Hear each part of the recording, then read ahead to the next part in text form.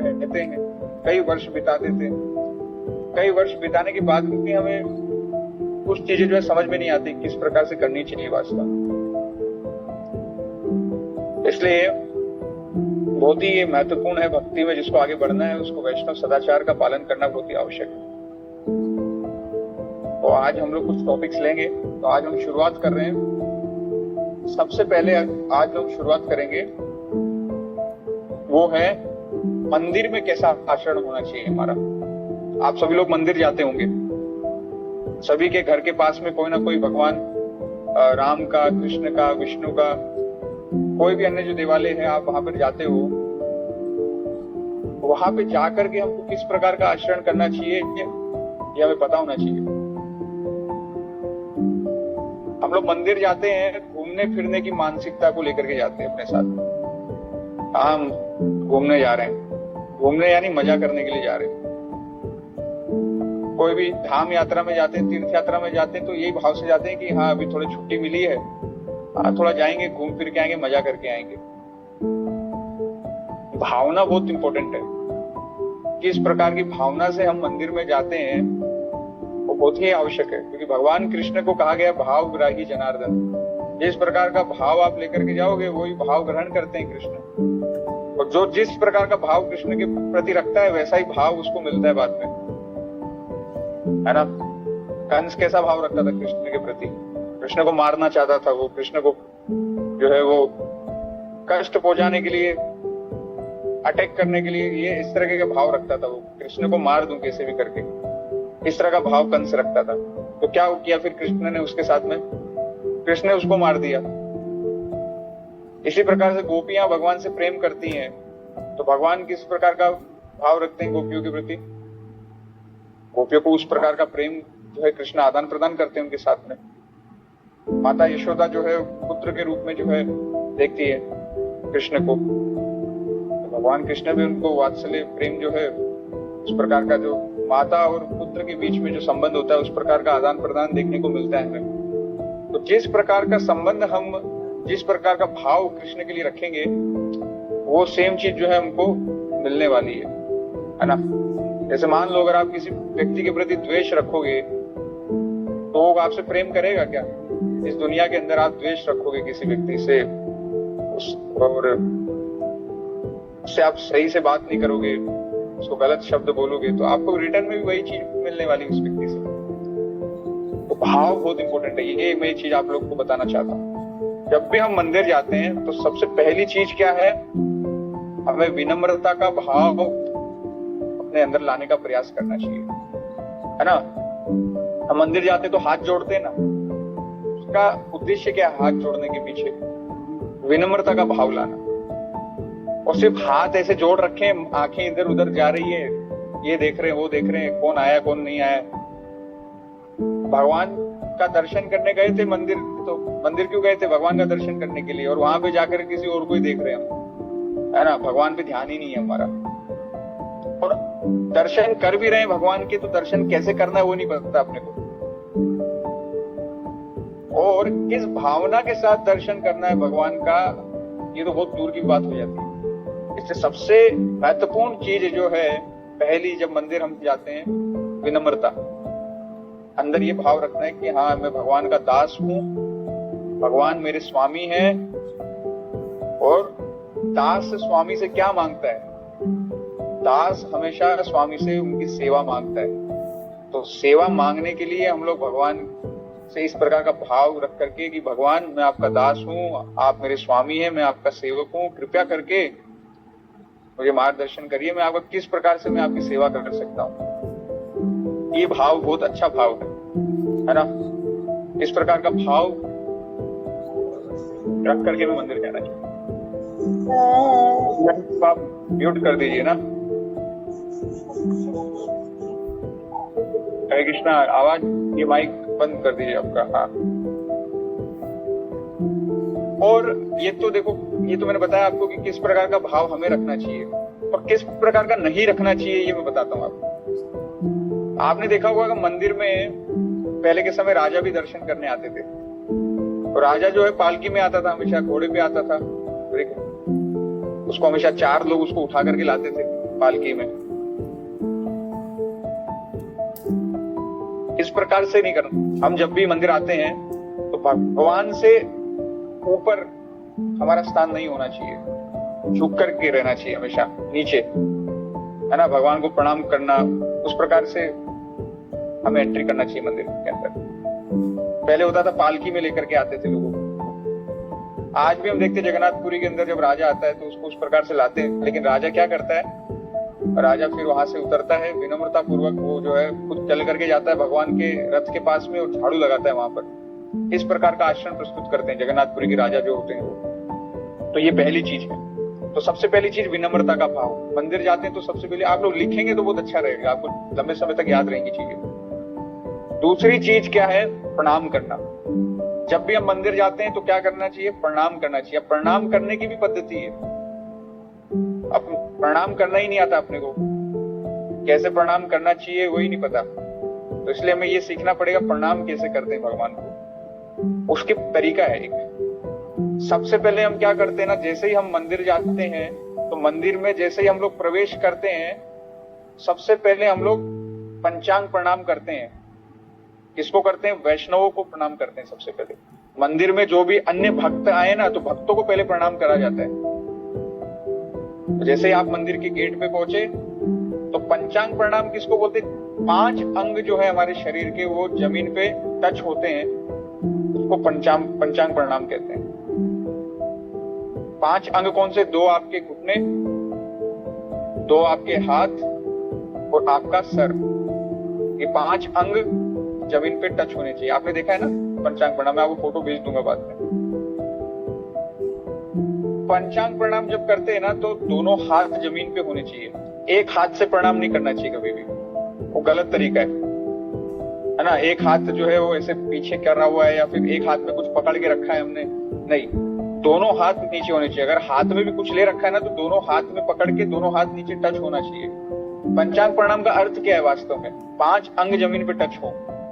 आपने एक आधा अंग ऊपर उठा रखा तो क्या मतलब है, पंचांग प्रणाम थोड़ी हुआ। पंचांग प्रणाम का अर्थ ही है 5 अंग जमीन पे टच होने चाहिए हमारे।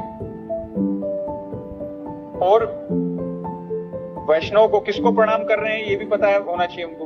पंचांग प्रणाम किसको कर रहे हैं, वैष्णव को कर रहे हैं, तो वैष्णव का प्रणाम मंत्र होना चाहिए, पता होना चाहिए। हमें वो प्रणाम मंत्र उच्चारण करना चाहिए प्रणाम करते वक्त। जिसको भी हम प्रणाम करते हैं उसका प्रणाम मंत्र होता है। वैष्णव का प्रणाम मंत्र जो है वन बिहारी प्रभु आपको शेयर कर देंगे। हम हमेशा प्रणाम करते हैं वैष्णव को, तो हम बोलते हैं वांछा कल्पतरुभ्यश्च कृपा सिंधु भयेव च पतिता नाम पावनेभ्यो वैष्णवेभ्यो नमो नमः। ये वैष्णव को प्रणाम करने का प्रणाम मंत्र है। आगे बढ़ते हैं। तो वैष्णव को प्रणाम किया, उसके बाद में क्या पद्धति है, उसके बाद पद्धति है गुरु को प्रणाम करना। वैष्णव को प्रणाम किया, भाग गेट पे जैसे पहुंचे, फिर जब मंदिर के अंदर आते हैं तो अगर आप कोई भी, प्रभुपाद जी का भी एक सिंहासन होता है वहां पे, व्यास आसन सिंहासन, उसको सिंहासन कहते हैं। वहां पे प्रभुपाद जी की मूर्ति जो है उसको विराजमान किया गया होता है। तो आपको क्या करना होता है, वहां पे जाना है और मूर्ति जो है बाई ओर होनी चाहिए हमेशा, लेफ्ट साइड में ना, और लेफ्ट साइड में रख के फिर उसको प्रणाम करते। सीधा प्रणाम नहीं करते कभी भी। सीधा प्रणाम करने से क्या होता है ना, पैर जो है फिर विग्रह की तरफ हो जाते हैं। तो विग्रह की तरफ पैर नहीं करना चाहिए, अपराध लगता है उससे।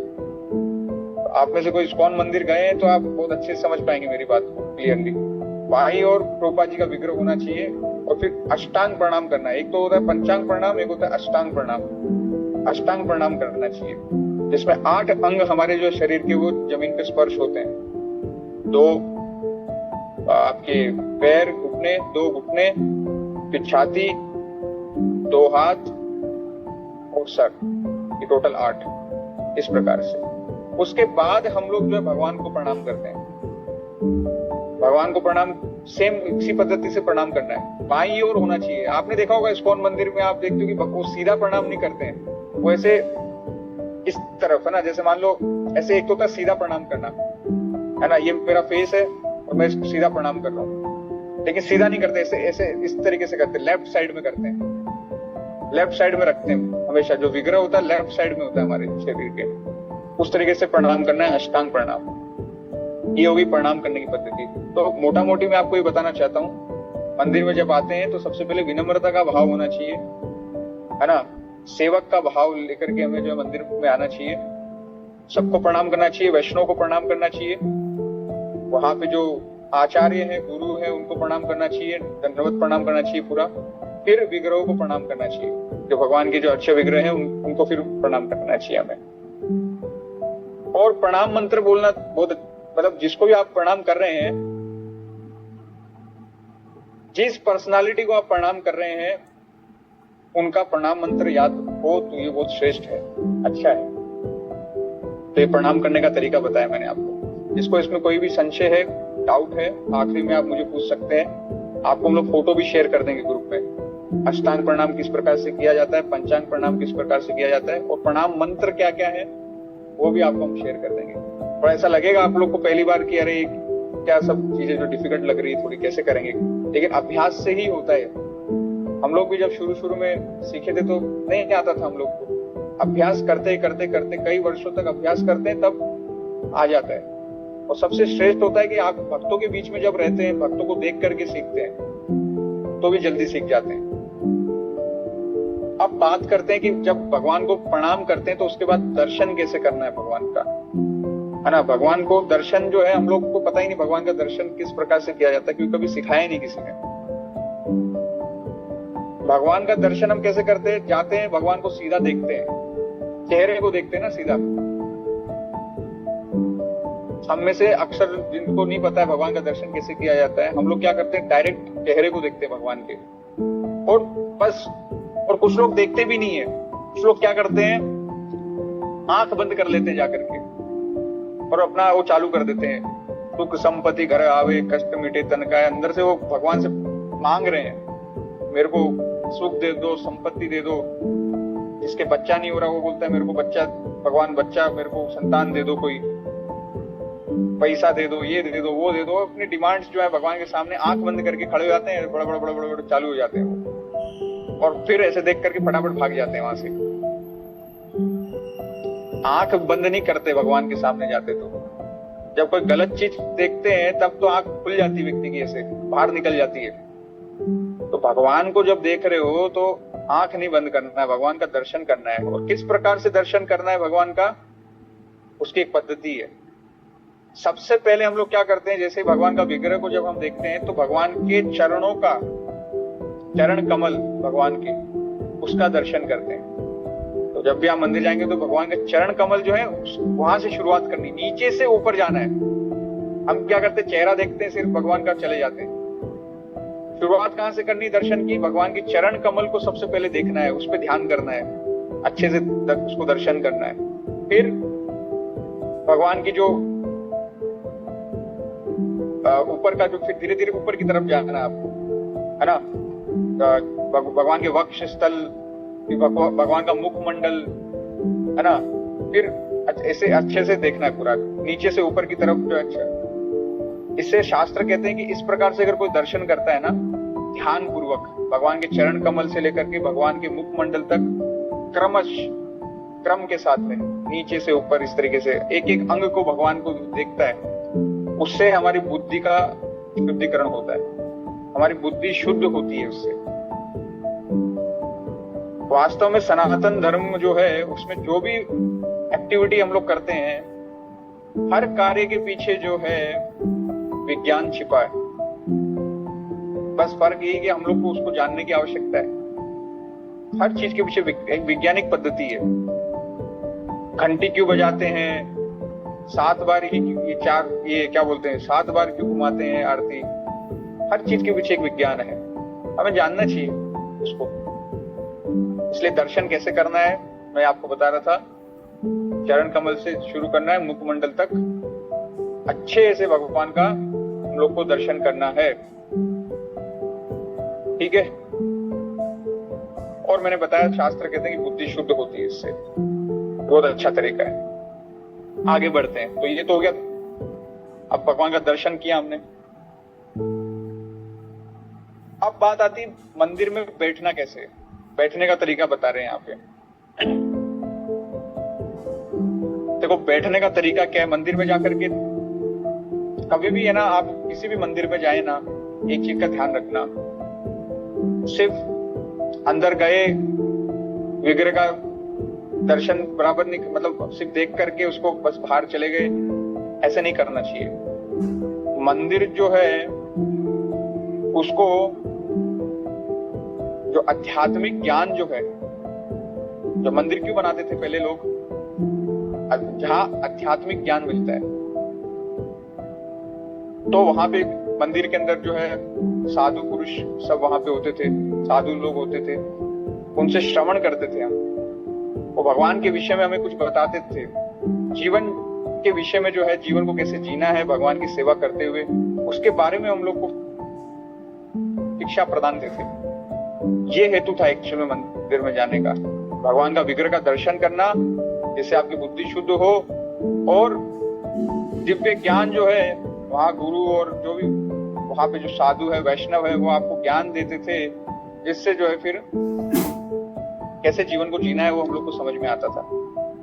तो मंदिर में जाकर के बैठना चाहिए, किसी भी मंदिर में अगर व्यवस्था है बैठने की तो जाकर के बैठो। कैसे बैठना है उसकी भी एक पद्धति है। पहला है, कभी भी आपके जो पैर है, सबसे बड़ी समस्या क्या है, देखो मैं ये पॉइंट पे आता हूं मैं, लेकिन एक और चीज बताऊंगा उससे पहले।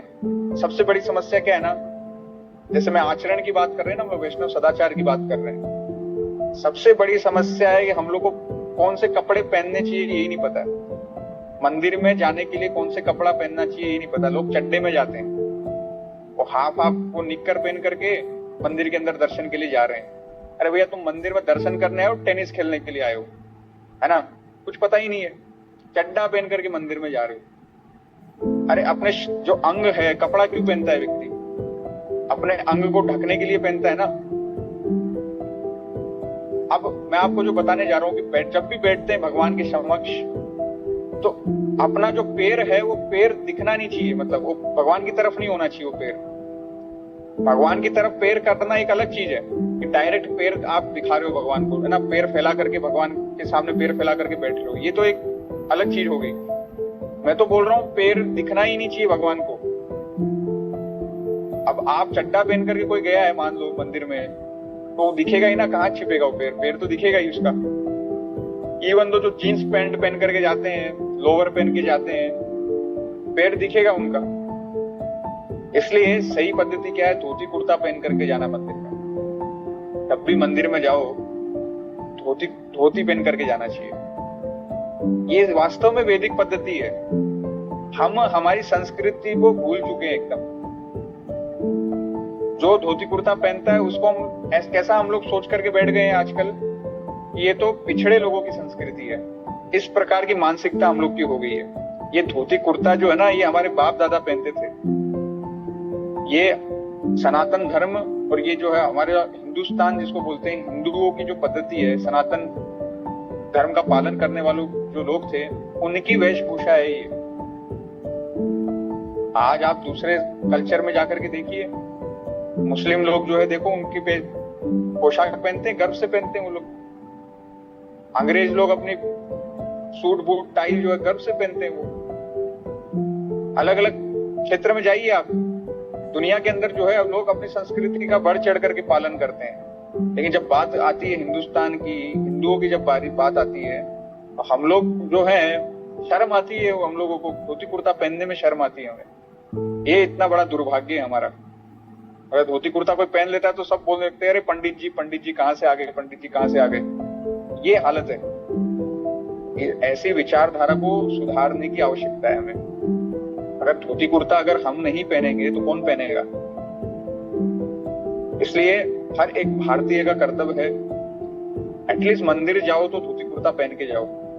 किसी भी बड़े मंदिर में जाते हैं ना, आप धाम की यात्रा करते हैं, तो वहां तो विशेष करके पहन के जाना चाहिए। आप साउथ इंडिया में आप लोग का अगर किसी को मौका मिला, अगर किसी को दर्शन करने का, अगर आप साउथ इंडिया में जाएंगे तो वहां पे बिना धोती कुर्ता के घुसने नहीं देते। ऐसे कुछ मंदिर है वहां पे, बड़े मंदिर है ना।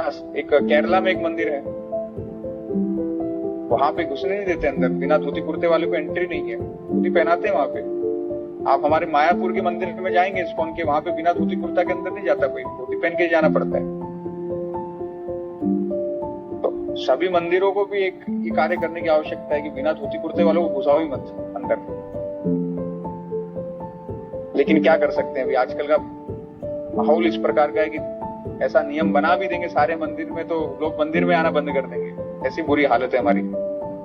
इसलिए हम जो समझदार है, जिसको वैष्णव संस्कृति का पालन करना है, कृपया करके जो है धोती कुर्ता पहन करके आए। अनजाने में हम लोग अपराध करते हैं फिर भगवान के विग्रहों के समक्ष। तो पहली चीज क्या है, मैं आप लोगों को बोला कि धोती कुर्ता पहनना है पुरुषों को, महिलाओं को साड़ी पहन करके जाना है। सेम नियम महिलाओं के लिए भी है। आजकल महिलाएं भी जो है पुरुष के जैसे ही वस्त्र पहन रही है, कोई कल्चर नहीं है। इसलिए महिलाओं के लिए साड़ी पहनना है उनको, पुरुषों को धोती कुर्ता पहनना है। तो पहली चीज क्या थी कि आपका पैर जो है वो भगवान के विग्रहों को नहीं दिखना चाहिए, और ना कि वहां पे कोई तुलसी महारानी का, अगर कोई वहां पे रखी हुई तुलसी महारानी, उसको भी नहीं दिखना चाहिए, और ना कोई गुरु और आचार्यों की जो तस्वीर है, विग्रह है, उसको भी नहीं दिखना चाहिए, है ना। उसको ढक करके रखना चाहिए, पैरों को ढक करके रखना चाहिए मंदिर में जब जाते हैं तब। अगर आप पैंट शर्ट भी पहन के गए ना, अगर गलती से व्यवस्था नहीं है, तो एटलीस्ट एक कपड़ा अपने साथ लेकर के चलो, उस कपड़े से अपने पैर को ढक के रखो। ये भी एक कार्य कर सकते हो, लेकिन ये विकल्प नहीं है। धोती कुर्ता पहनना है हमको, ये विकल्प नहीं है कि भाई कपड़ा डाल के बस हो गया काम। धोती कुर्ता पहनने का प्रयास करना है हमें। तो ये एक चीज हो गई अपने कैसे बैठना है। दूसरा, पीठ नहीं दिखानी कभी भी। भगवान को पीठ दिखा करके नहीं बैठना चाहिए। सामान्य शिष्टाचार है, लेकिन लोगों को ये भी नहीं पता है आजकल कि भगवान को पीठ नहीं दिखाना है। आजकल सबसे बड़ी समस्या क्या है, मोबाइल फोन।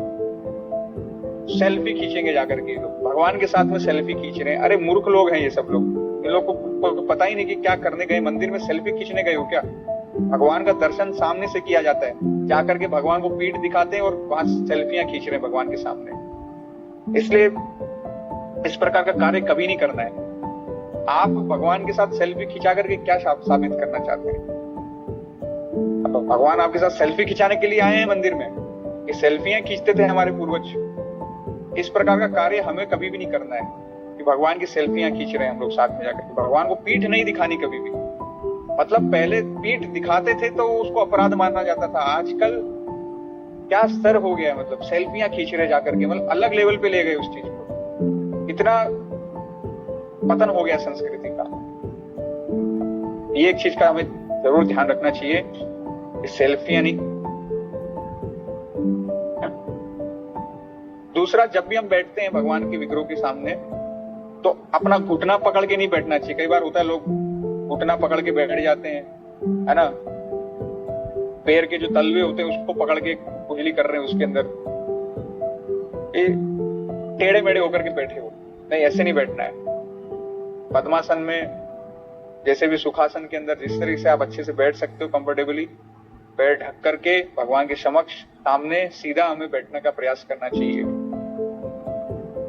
कि बैठने का तरीका है मंदिर में, किस प्रकार से हम लोग हमें बैठना चाहिए। तो क्या क्या बात की हमने अब तक। मंदिर में सबसे पहली चीज क्या थी, किस भाव से जाना चाहिए। उसके बाद में प्रणाम कैसे करना है, क्या क्या तरीका है प्रणाम करने का। उसके बाद में हमने देखा दर्शन किस प्रकार से करने भगवान के, किस प्रकार से बैठना है हमें। अब बात आती है क्या बात करनी है वहां पे, है ना, किस प्रकार की बातें नहीं करनी है, तो क्या करना चाहिए। बैठ करके व्यक्ति क्या करेगा वहां पर। मान लो आप परिवार के साथ गए, बैठ गए मंदिर में जाकर के, और वहां जाकर के आप गप्पे मार रहे हो, या आज शाम को क्या बनाओगी, बोलेगी आज तो हम दाल मखनी बनाने वाले हैं। अरे नहीं नहीं नहीं, पनीर की सब्जी बनाओ, आज दाल नहीं खाएंगे पनीर खाएंगे। इस प्रकार की बातें कर रहे हैं भगवान के सामने बैठ करके। या फिर किसी की चुगली कर रहे हैं कि देखो ये कैसी साड़ी पहन करके आई है, मेरी साड़ी अच्छी है, इसकी साड़ी अच्छी नहीं है। भगवान के सामने बैठे हैं हम, भगवान कौन है, भगवान की स्थिति हमें पता होनी चाहिए, भगवान कौन है वास्तव में। भगवान जो है परम पुरुषोत्तम, भगवान के सामने हम बैठे हैं, तो हमें सम्मान रेस्पेक्ट के साथ में वहां पर डील करना चाहिए। मान लो आजकल तो मैं कुछ कह नहीं सकता, लेकिन मैंने देखा है अपने गांवों के अंदर कोई भी बड़ा बुजुर्ग, घर का जो मुखिया होता था, वो घर के अंदर अगर आ गया, वो बैठा है, कोई भी वहां पे महिला या फिर छोटे बच्चे जो है ना, वो कोई भी ऐसी गतिविधि नहीं करेंगे आलतू फालतू, सब मर्यादा में रहते थे। इसलिए भगवान के सामने जाते तो मर्यादा में रहने का प्रयास करना। क्या मर्यादा है? अब मैं बात कर रहा हूं किस प्रकार की बातें नहीं करनी चाहिए। सबसे पहला है, जब भी आप मंदिर में जाते हैं, भगवान के विग्रह के समक्ष आप बैठे हैं, खड़े हैं, कुछ भी कर रहे हैं, जोर से चिल्ला करके बात नहीं करनी। कभी भी चिल्लाना नहीं है भगवान के सामने। कभी चिल्ला करके बुला रहे हैं, ए इधर आओ इधर आओ, चिल्ला रहे हो, ये क्या कर रहे हैं आप? इस प्रकार से आचरण नहीं करना चाहिए। भगवान के सामने जोर से नहीं चिल्लाना है, किसी को बुलाने के लिए या फिर गुस्से में भी नहीं चिल्लाना है। आजकल लोग क्या है, भीड़ इतनी होती है, धक्का मुक्की अंदर चिल्ला रहे होते हैं। क्या दर्शन कर रहे हो भगवान का, है ना? इस प्रकार का आचरण नहीं होना चाहिए। चिल्ला करके बात नहीं करनी है, झगड़ा नहीं करना है लोगों के साथ में। भगवान का दर्शन प्रेम से करना चाहिए। आप में से मेरे साथ ऐसा हुआ है, कई बार हुआ ऐसा। आजकल हम जब भी 4 धाम की यात्रा पे जाते हैं, किसी भी बड़े मंदिर में आप दर्शन करने जाओ, भीड़ रहती है, हजारों लाखों लोग जो है दर्शन करने आते हैं डेली। ये माइक को म्यूट कर दिया जाए। हजारों लाखों लोग दर्शन करने आते हैं, धक्का मुक्की होती है, धक्का मुक्की होती है बहुत।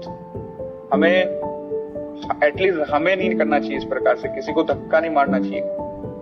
कौन वैष्णव है, कौन भक्त है, बड़े बड़े भक्त दर्शन करने के लिए आते हैं, कहीं उनके प्रति अपराध ना हो जाए।